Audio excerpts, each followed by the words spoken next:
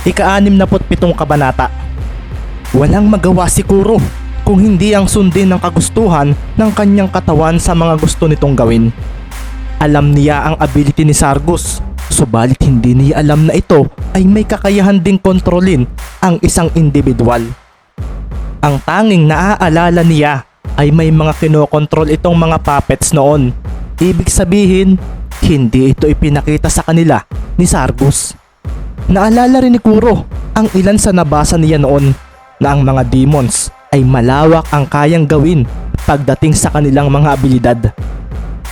Muling nagliyab ang kamao ni Kuro at sa ibang direksyon naman siya pinaharap ni Sargus habang nakangising pinapanood siya. May mga estudyante siyang nakita sa direksyong iyon at wala na muli siyang nagawa dahil itinira muli niya ang kanyang napakainit na apoy patungo sa kanyang mga kasamahang kasalukuyang nakikipaglaban. Walang kamalay-malay ang mga ito na sila ay tutupukin ng blue flame ng fireman. Ito ang naging dahilan kaya walang nagawa ang mga ito upang maiwasan iyon. Kumawala ang isang malakas na pagsabog at may ilang mga estudyante ang bumulagta na lamang habang nasusunog ang kanilang katawan. Karamihan dito ay nawala na ng malay at ang kanilang mga aura ay naglaho kaagad matapos iyon. Nakakatawang walang magawa ang pinakamalakas na bayani ng Purif. Hindi ba nakakahiya na wala ka man lang magawa upang protektahan sila? Malakas na winika ni Sargus na naglakad na palapit sa matandang nagdidilim ang paningin dahil sa mga nangyayari. Karamihan ng mga estudyante sa Purif ay ikaw ang hinahangaan, pero wala kang magawa. Mahina ka, Kuro. Napakahina mo. Winika pa ito ni Sargus sa may tainga ng matanda at ang ulo nito'y kanya pang hinawakan. Ginulo-gulo niya ang buhok ng matanda habang mahinang tumatawa. Tapos na ang palabas na ito, Kuro. Gagamitin kita para patayin ang lahat ng mga naritong kasamahan mo. Hindi ba masaya iyon? Sinabi muli ni Sargus sa may tainga ng matanda at nanlaki ang mata nito. Kaya kong ipagawa sa iyo ang malalakas mong mga atake. Kaya kitang kontrolin. Hindi magawang magsalita ni Kuro. Sinusubukan pa rin niyang labanan ng itim na aura na nakakonekta sa kanya. Ngunit hindi niya ito magawang maputol. Hindi niya ito magawang masunog gamit ang kanyang apoy. Ayaw na niyang magpatuloy ito dahil kung wala siyang magagawa, ang lahat ng nandito ay mamamatay sa kamay niya. Ang mga guro, ang mga heroes, at ang mga estudyanteng nangangarap na maging malalakas sa hinaharap. Lahat ng mga ito ay magiging abo kapag ang apoy na kanyang ginamit ay ang totoong lakas na ng kanyang blue flame. Kung magawa itong mapalabas ni Sargus habang siya ay kinokontrol, hindi na niya alam ang kanyang gagawin. Sir Kuro, hindi naman ako makakarating sa pagiging number 1 hero kung hindi dahil sa inyong lahat, sa lahat ng mga heroes na sumusuporta sa akin. Ako ang nagtataglay ng pinakamahinang aura sa atin dito, pero kung wala kayo, wala ako rito. Kahit pa ako ang number 1 na bayani sa mundong ito, hindi ako mahihiyang humingi ng tulong sa inyo dahil magkakaibigan tayo at tutulungan ninyo ako kapag nangailangan ako ng inyong tulong, hindi ba? Bumalik sa alaala ni Kuro ang ngiti ng lalaking iyon. Ang karisma ng mga salita ni Xavier at ang pagiging positibo nito. Hindi lakas ang naging dahilan kung bakit ito napunta sa itaas. Iyon ay dahil sa kanyang paniniwala sa bawat isa. Hindi sapat ang isa para manalo dahil para sa bayaning ito, mas malakas kapag nagtutulungan ang lahat. Ikinalma ni Kuro ang kanyang sarili. Naririnig pa rin niya ang mga sinasabi ni Sargus sa kanyang likuran. Ang pagtawa nito ay ganoon din. Sa kabila ng dami ng kasamahan nito, ay napansin pa rin niya ang pagkakanya-kanya ng mga ito. Wala silang pakialam sa iba at ang tanging gusto ng mga ito ay ang makipaglaban at manalo upang maipakita na sila ay malakas. May mga tutulong sa akin sa sitwasyon kong ito. Alam ko iyon. Sabi ni Kuro sa kanyang sarili at dito'y naramdaman na lang niya ang muling paggalaw ng kanyang mga paa. Ang kanyang mga kamay ay muling umalab na siyang nagbigay ng liwanag sa buong lugar. Alam ko na, nasaan ba ang anak mo? Sambit ni Sargus at hinanap niya ang alinman sa dalawang anak nito na narito. Dito ay nakita niya si Freya na kasalukuyang nakikipaglaban kay Vulcan na isa sa kanyang malalakas na kawal sa Azazel. Si Freya, papatayin mo siya ngayon. Pagkasabi noon ni Sargus ay biglang gumalaw ang mga kamay ng matanda at isang malaking bola ng asul na apoy ang binuo nito.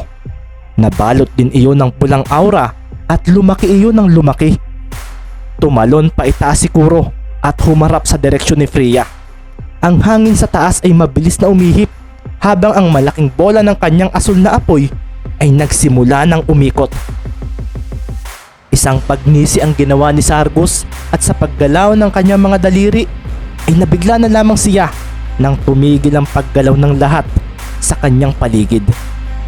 Mula sa likod nito ay lumitaw na lamang si Ryzen na mabilis na binigyan ng isang malakas na suntok ang hindi pa nakakagalaw na si Sargus.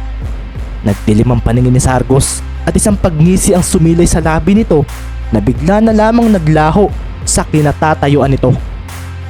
Hindi ka pa rin ba nadadala, Ryzen?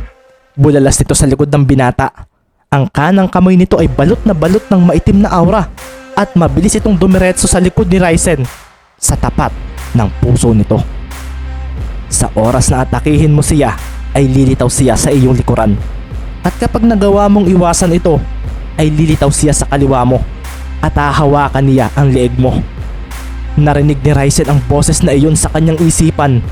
Ito ay ang nakita ni Speed gamit ang kanyang ability. Ano ngayon ang gagawin ko? Tanong ni Ryzen gamit ang kanyang telepathy at mabilis namang sumagot si Speed. Alisin mo ang epekto ng iyong abilidad at mabilis kang dumapa. Sambit naman ni Speed. Inalis ni Ryzen ang kanyang abilidad na umepekto kay Sargus at mabilis siyang dumapa. Anong kahibangan ito, Ryzen? Natatawang sinabi ni Sargus nang makita ang ginawa ng lalaking nasa kanyang harapan. Dahil nawala ang epekto ng ability ng binata ay mas mapapadali raw ang kanyang pagpaslang dito. Subalit nang bubulusok na ang kanyang kamay sa binata ay biglang isang napakaliwanag na bagay ang sumilaw sa paningin ni Sargus.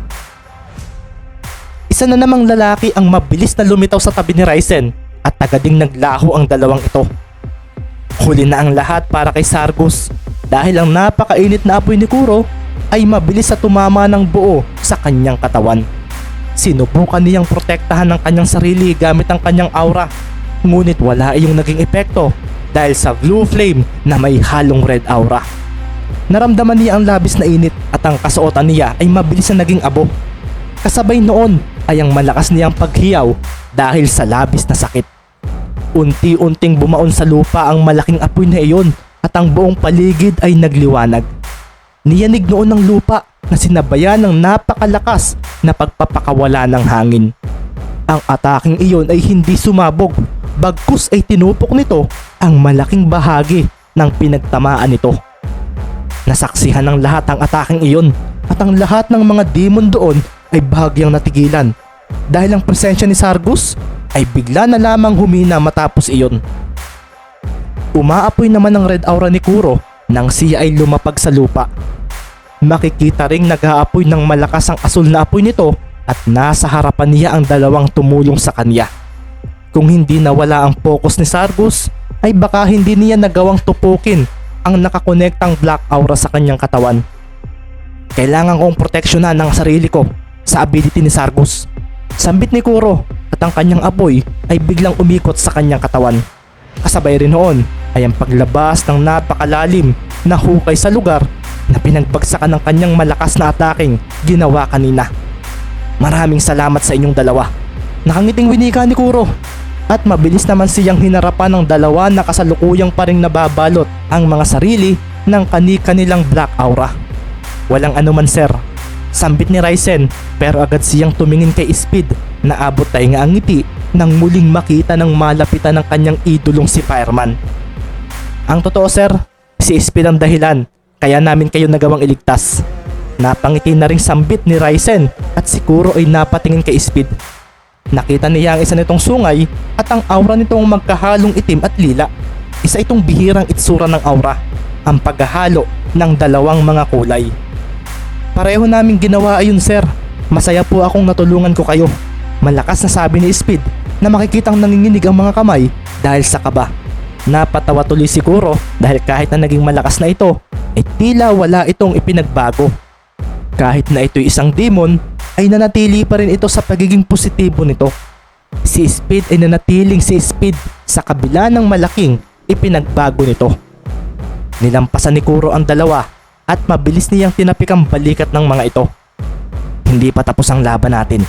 Hindi pa patay si Sargus pero malaki ang pinsalang nagawa ko sa kanya kanina. Seryosong sinabi ni Kuro habang si Ryzen at Speed naman ay imbis na kabahan ay sabay na napangisi at mas kumawala ang aura ng dalawang demon na ito. Gusto kong tulungan ninyo ako. Talunin natin si Sargus. Sambit ng matanda at mabilis namang sumagot ang dalawa ng malakas. Yes sir. Pagkatapos noon ay naglakad na silang tatlo patungo sa direksyon ng pinagbagsakan ng malaking atake ni Kuro kanina.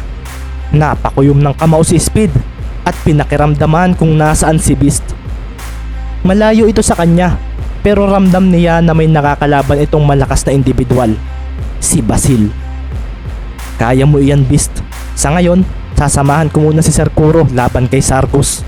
Wika ni Speed sa sarili at seryoso niyang pinagmasdan ang direksyong kanilang pupuntahan. May ilang mga demons ang sinalubong sila, ngunit bago pa man makalapit ang mga ito, ay natupok na ito ng mainit na blue flame ni Kuro. Nasaksihan iyon ni Speed, kaya naman mas lalo siyang na-excite na makasama ang fireman sa labang ito. Napaubo naman si Sargus nang muli niyang maimulat ang kanyang mga mata. Ang kanyang presensya ay bumalik, subalit hindi na ito kasing lakas ng kaninang ipinaparamdam niya sa lahat. Wala na rin siyang suot na kahit ano at makikitang umuusok pa ang katawan niya dahil sa apoy na tumama sa kanya.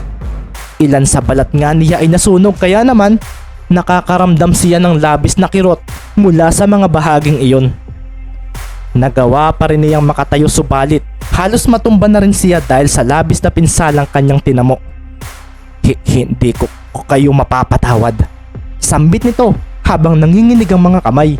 Ang kanyang black aura ay unti-unti na ring lumalabas at ang paligid ay muling yumanig dahil dito.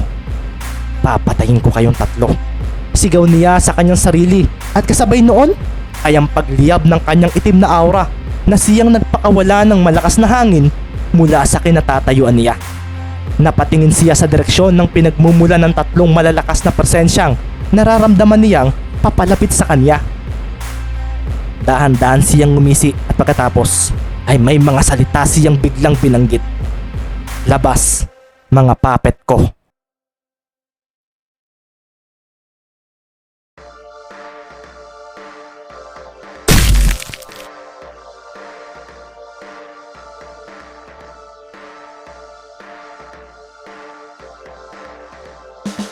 Ika-68 kabanata. Pinahanga mo ako sa ipinapakita mo, Beast. Talagang wala kang kinatatakutan. Mukhang hindi magiging madali ang pagganti ko sa iyo. Pero huwag kang mag-alala dahil uunti-untiin kita. Nakangisipang sinabi ni Basil habang iginagalaw-galaw ang dalawa niyang mga kamay na kasalukuyang dinadaluyan ng itim nitong aura. Ramdam naman ni Beast ang paglamo ng itim na aura ni Basil sa kanyang sariling aura. Pero naisip pa rin niya ang posibilidad na ito ay kanyang mahigop. Kahit nga hindi pa niya alam kung paano ito gamitin, ay may tsansa pa ring gumana ito sa oras na hindi niya inaasahan. Ikinuyom na niya ang kanyang kamao. Kanina pa siyang handang-handang lumaban at ang una niyang laban ay si Basil. Kakaiba rin ang naramdaman ni Beast magmula nang pumasok sila sa lugar na ito. Ramdam niya ang paggaan ng kanyang sarili at ganoon din ang hindi niya maipaliwanag na paglakas ng kanyang katawan. Marahan niyang pinagmasdan si Basil at matapos iyon ay bigla niya itong sinugod. Nabigla si Beast sa paglitaw niya sa harapan ng binata. Sa bilis niya ay hindi niya inaasahang nakakarating kaagad dito. Kasunod doon ay ang pagbibigay kaagad niya rito ng isang malakas na suntok. Nginisian naman siya ni Basil na mabilis na tumalon palayo. Pero kasama na noon ay ang pag-amang ng kamao nito sa kanyang direksyon. Lakas sa lakas, kapangyarihan sa kapangyarihan, sambit ni Basil at ang kanyang suntok ay mabilis na bumulusok. Kasunod noon ay ang pagkawala ng napakalakas na hangin. Ang lakas ng impact noon, ngunit nagawa rin iyong iwasan ni Beast sa pamamagitan ng mabilis sa pagtalon sa kanyang kaliwa. Kung isa kang demon, sigurado akong mas bibilis at talakas ka rito. Pero nasaan ang itim mong aura? Iyan ang gusto kong makita. Sabi ni Basil sa kanyang sarili. Kasabay noon ay ang kanyang mabilis na paghakbang patungo kay Beast. Mabilis niya itong pinasundan ng isang malakas na suntok na nababalutan ng kanyang itim na aura.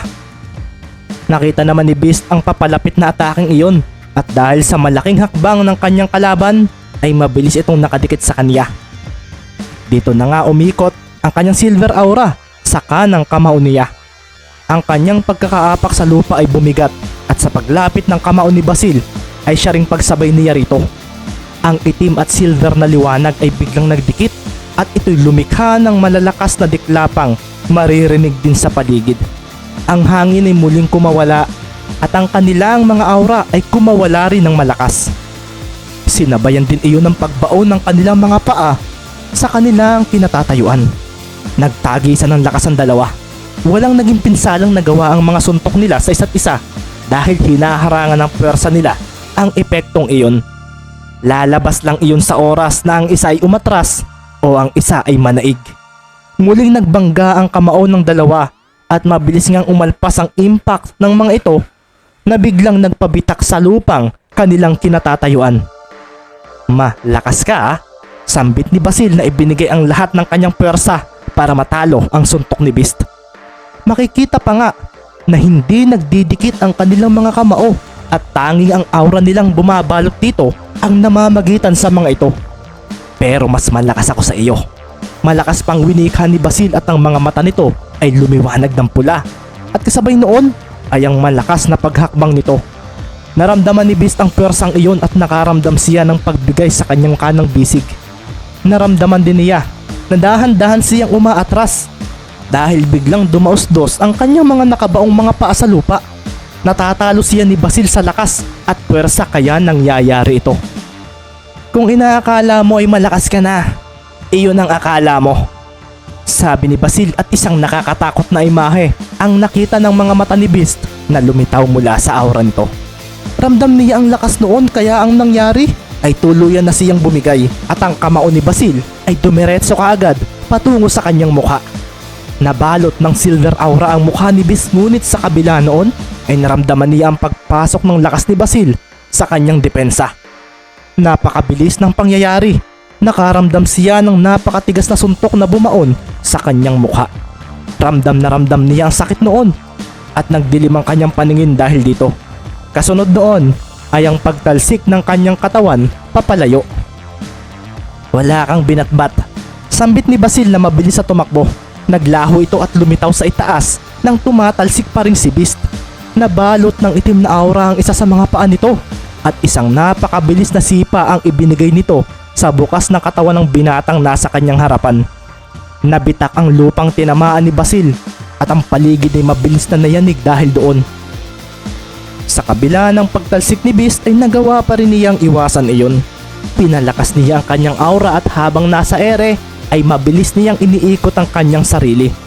Napangisi na lang si Basil nang makita ang umiikot sa lupa na si Beast. Mabilis niya itong pinuntahan at ang kamao nito'y nabalot na naman ang kanyang itim na aura.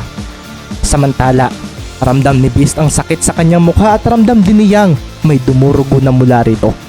Subalit kailangan niyang makatayo kaagad. Nakita niya ang mabilis sa pagsugod ni Basil kaya naman agad siyang tumayo sa kabila noon. Sa pagbulusok ng kamao ng kanyang kalaban ay siya namang pagsangga niya rito gamit ang dalawa niyang palad. Isang malakas na hangin ang kumawala pa itaas at ang pwersa ng suntok ni Basil ay tumagos sa likod ni Beast na siyang nagpayanig sa buo niyang katawan. Matibay ka talaga, Beast. Sambit ni Basil at isa muling malakas na suntok ang kanyang ibinigay rito. Mabilis na sinalag ni Beast iyon gamit ang kanyang isang palad at muling kumawala ang napakalakas na hangin. Napangiwi pa nga ang binata subalit napansin niya ang paglakas ng kanyang katawan ng oras na iyon. Napansin na lang niya na ang itim na aura ni Basil ay sumasama sa aura niya. Ang ability mo, sambit ni Basil na mabilis sa tumalon papalayo. Dito nga ay nakita niya ang magkahalong itim at silver na aura ni Beast. Ramdam niyang mas lumakas ito kaya naman agad niyang inihanda ang kanyang sarili para sa pagpapatuloy ng kanilang laban. Iyan ang gusto ko. Nakangising winika ni Basil at ang kanyang mga bisig ay bahagyang nagkalaman at ang kanyang katawan ay ganoon din. Dito ay lumiit ang sakop ng kanyang aura at binalot nito ang kanyang katawan. Napakanipis ng kanyang aura subalit ito ay ang paggamit ng aura sa mas mabisang paraan. Mas mabibigyan siya nito ng mas mabilis at mas malakas na atake. Magandang depensa rin ito laban sa mga kalaban. May umaapoy na aura, may kumakalat, may sumasakop at mayroon ding tulad nito na madalas ginagamit ng mga malalakas na individual. Sa paghakbang ng isang paa ni Basil ay siya ring pagkakaroon ng mga bitak ng parting natapakan niya. Mabilis niyang ikinalma ang kanyang sarili habang pinagmamasdan si Beast sa mas malakas nitong estado. Hindi ka nagiging demon, pero hindi ko naghihintay ng sandaling iyon dahil ngayon pa lang ay patutulugin na kita. Bulalas ni Basil at matapos iyon ay sabay na naglaho ang dalawa. Mula sa hindi kalayuan ay sabay na lumitaw ang dalawa at ang kanilang mga kamao ay biglang nagtama. Diyanig doon ng paligid at matapos iyon ay muli silang nawala. Kasunod iyon ng malakas at mabilis na pagkawala ng hangin. Bigla namang lumitaw ang dalawa sa kabilang bahagi at muling nagtama ang kanilang mga kamao na nagpayanig muli ng paligid. Nagkaangisian ang dalawa at matapos iyon ay isang mabilis sa paghakbang pauna ang biglang ginawa ni Basil. Nabalot ng manipis na aura ang kanyang kaliwang kamao at pagkatapos ay binigyan niya ng sunod-sunod at mabilis sa suntok si Beast. Mabilis na kumawala ang malalakas na hangin at si Beast naman ay sinayawan ang mga suntok na iyon. Walang kahirap-hirap niyang iniwasan iyon habang patuloy sa paghahanda sa kanyang sarili kung sakali mang mag-iba ng gagawin ng kanyang kalaban. Hindi pa niya ginagamit ang kanyang aura na hinigop at gusto niyang gamitin ito sa tamang oras upang hindi ito masayang. Napansin kaagad ni Basil na nagagawang iwasan ni Beast ang mga suntok niya kaya naman mabilis niyang ikinuyom ang kanan naman niyang kamao. Nilagyan niya iyon ng umiikot na black aura at pagkatapos ay isang mabilis na suntok mula sa ilalim ang kanyang pinakawalan. Alam niya nga atras si Beast kaya naman bigla na lamang siyang umabante kasabay nito. Batak sa pagsasanay ang mga binti ko kaya maaabutan kita. Bulalas ni Basil at isang mabilis na kanang suntok ang kanyang ibinigay sa kanyang kalaban kasabay ng pagdidilim ng kanyang mga mata. Mabilis namang yumuko si Beast ngunit dito niya napansing hindi sumuntok ang kanyang kaharap. Tila nilinlang siya nito. Naging dahilan nga iyon para mabilis siyang lumayo. Subalit na nga atras siya ay may kamay na biglang humawak sa kanyang mga buhok. Gamit ang kaliwang kamay ni Basil ay pinigilan siya nito. Huli ka ngayon, sambit ni Basil kasunod ng pagtama ng kanyang malakas na kanang kamao sa hawak-hawak niyang si Beast. Hindi ito pwede. Sambit ni Beast sa kanyang sarili at wala na siyang ibang mapagpilian kung hindi ang gamitin na ang kanyang aura na hinigop mula rito. Nabalot ang katawan niya nito at sa paglapit ng kamao ni Basil ay siya naman pagpapakawala niya sa itim niyang aura. Isang napakalakas na hangin ang kumawala mula sa katawan ni Beast.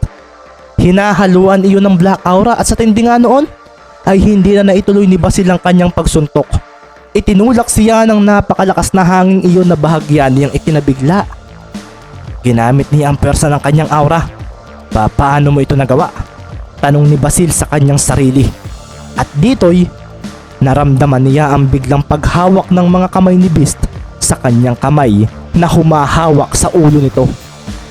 Hindi pa nawawala ang black aura, kaya magagamit ko pa ito. Wika ni Beast na biglang nagdilim ang paningin. Gamit ang kanyang pambihirang lakas ay binigla niya ng paghila ang kamay na iyon ni Basil. Sa lakas noon ay nahila niya ito at dito ay buong lakas niya itong iniangat sa ere. Sinundan niya rin ito ng malakas na pagbuhat sa hangin at malakas niya itong inihampas patungo sa kanyang likuran. Sa pagtama ng katawan ni Basil sa lupa ay naramdaman niya ang lakas noon at tila inalog siya nito. Ngunit hindi pa pala tapos si Beast sa ginawa nito sa kanya. Nang tumingin siya rito ay sinalubong niya ang kanang kamao nitong nababalot ng pinaghalo nitong aura. Isang suntok pa ibaba na punong-puno ng aura. Sa pagtama ng kamao ni Beast ay siyang pag-angat naman ng napakalakas na puwersa paitaas. Tinamaan niya sa katawan si Basil at halos ikaluwa na ng mga mata nito ang nangyaring iyon. Lumampas ang impact noon sa kanyang likod at kasunod kaagad niyon ay ang pagkawasak ng kanilang kinatatayuan. Isang malalim na hukay ang nilikha noon na naging dahilan ng malakas na pagkawala ng hangin na umabot pa nga sa parte ng lugar na mayroong ibang naglalaban. Umangat ang lupa at ang makapal na usok ay bumalot dito. Pinakawalan ni Beast ang aura na bumalot sa kanyang kamao at ibinuhos sa suntok na iyon. Ngayon ay nakatayo na siya sa harapan ng nakabulagtang si Basil na kasalukuyang umuusok ang katawan at ang bibig ay binubukalan ng dugo. Seryosong pinagmasdan ni Beast ang kanyang kamao at nakikita pa ang pag-usok nito. Umihip din ng malakas na hangin at napayid ang makapal na usok. Nakaramdam ng kaunting hingal si Beast, ngunit naalarma siya bigla nang may isang nakakapangilabot na presensya ang biglang lumitaw sa kanyang harapan. Beast, hayop ka. Pinaglalaruan mo ako at hindi ko ito gusto. Malakas na sabi ni Basil na muling nakatayo matapos ang kanyang ginawa rito. Nagdidilim ang mga mata nito at ang ugat sa sentido nito ay makikitang bumakat. Masyado akong naging mabait sa iyo. Pero ang totoo ay isa ka sa mga taong kinaiinisan ko. Bumabalik pa rin sa alaala ko ang mga ginawa mo sa akin noon. Kaya naman, gigil ang boses na iyon mula kay Basil at si Beast ay nabigla na lamang nang isang malakidlat sa bilis na suntok ang biglang tumama sa kanya. Dahil sa pag-init ng ulo ni Basil ay nadagdagan ang lakas at bilis na mayroon ito. Isa iyong uppercut at napatingala si Beast na halos ikabali ng kanyang leeg. Napakuyom si Beast ng kamao ngunit bahagyang humina ang kanyang aura dahil sa kanyang ginawa kanina.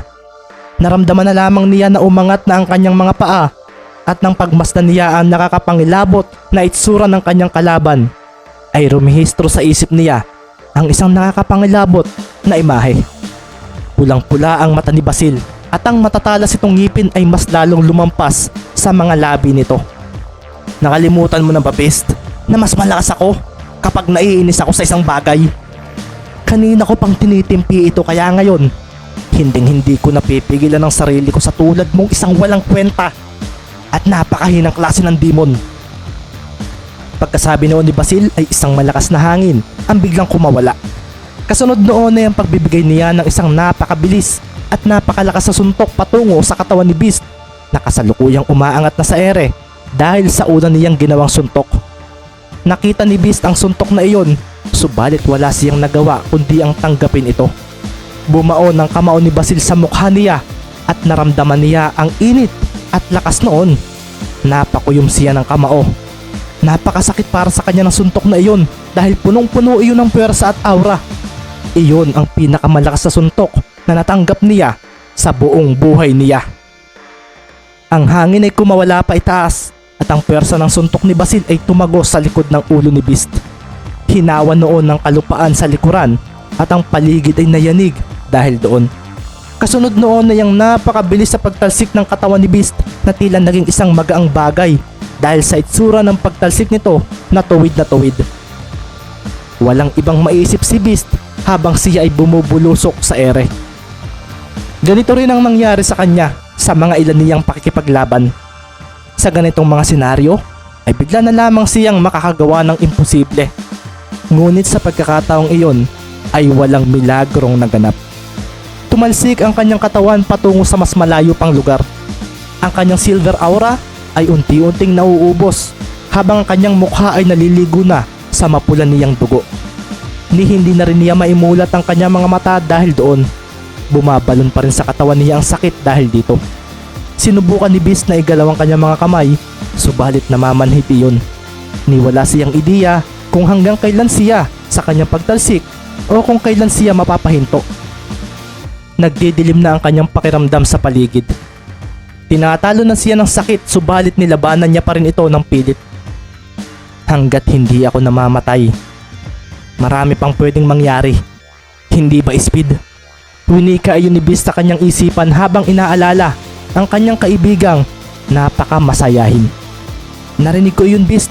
Kung ganoon, pareho tayong demon dahil may telepathy ka rin. Isang boses ang kanyang biglang narinig sa isip niya at kilala niya ito. Hindi siya maaaring magkamali. Kung nasaan ka man, malaki ang tiwala ko sa iyong matatalo mo ang kinakalaban mo. Boses ito ng kanyang kaibigang si Speed. Talunin mo ang kalaban at kagaya ng dati nating ginagawa, gusto kong ako ang maging mata mo at ikaw ang maging lakas natin. Hindi ba, partner?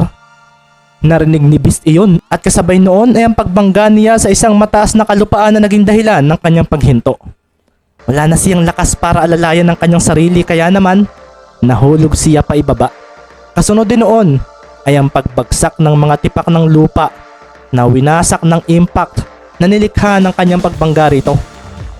Bilisan mo, marami pang malalakas na demons dito at hindi namin ito matatalo nang wala ka. Kahit sa isip lang ni Beast iyon naririnig, ay ramdam niya ang tiwalang ibinibigay sa kanya ni Speed. Sa kabila ng kawalan niya ng lakas na bumangon, ay may isang individual pa rin na sumusuporta sa kanya.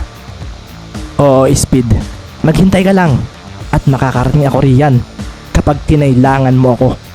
Seryosong winika ni Beast sa kanyang isipan at kasabay noon ay ang pagkawala ng isang itim na aura mula sa kanyang katawan.